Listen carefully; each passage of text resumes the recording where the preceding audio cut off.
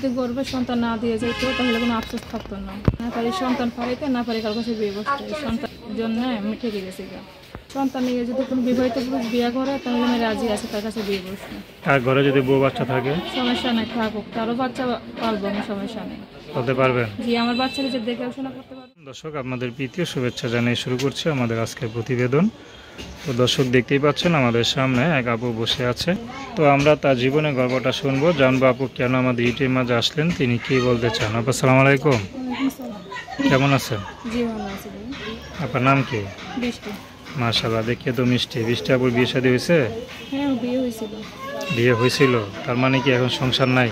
না, একটা বাচ্চা আছে, বাচ্চাকে ভালোই ঠিক আছে। আচ্ছা, কদিন হয়েছে স্বামী নাই? এই তো স্বামী গেছে, বাচ্চা যখন 2 মাস বয়স চলে গেছে, বাচ্চারা 1 বছর বয়স। 1 বছর হয়ে গেছে। আচ্ছা, তো এখন ইউটিউবে কি জন্য আসলেন? এই তো কষ্ট আছে ভাই, বাচ্চা নিয়ে কাজকাম করতে পারি না। মানুষের কাছে কাজ করলে বাসা থেকে চাপ আসে, বাচ্চা কান্দাকাটি করে খেতে পারে না। বাচ্চার সুবিধা না বেশি কারণে কাজে যেতে পারি না বাচ্চা নিয়ে। আচ্ছা আচ্ছা, তো 1 বছর হয়ে গেল কষ্ট করতেছে না, তো কষ্ট না করে তো কারো সাথে বিয়ে শাদী করে আবার সংসার শুরু করতে পারেন। ইচ্ছা আছে বিয়ে শাদী করার? হ্যাঁ অবশ্যই। কোনো পছন্দ আছে? না, কোনো পছন্দ নাই, আমি কখনো প্রতিবেদন করি নি, তো এটা প্রথম প্রতিবেদন। যদি যে আমার বাচ্চার দায়িত্ব নিতে পারবো, আমার দায়িত্ব নিতে পারবো, হয়তো তার সাথে জীবনসঙ্গী করবো, তাকে কাছে দিয়ে বসবো। আচ্ছা, একটু জোরে বলবে। মনে হয় খাওয়া দাওয়া করেন নাই? খাওয়া দাওয়া করছেন না করেন? সকালে কেন খাওয়া দাওয়া করবো? কেন করেন নাই?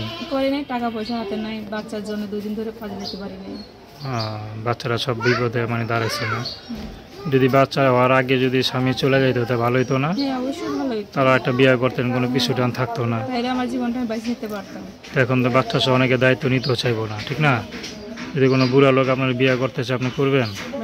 বুড়ো বা জোয়ান, বয়স্ক মানুষের সমস্যা নেই, যে বাচ্চার দায়িত্ব নিতে পারবে। তো দর্শকের নাম কি বললেন? তো দর্শক, তার নাম্বারটা হচ্ছে 01775698657। আমি নাম্বারটা আবার বলছি 01775698657। তো দর্শক, প্রেম ভালোবাসা, সাহায্য সহযোগিতা, বিয়ে শাদী করা একান্ত আপনাদের ব্যক্তিগত ব্যাপার। তো আসুন আমরা 5 ওয়াক্ত নামাজ পড়ি, সর্বদা দেশের সেবা করি।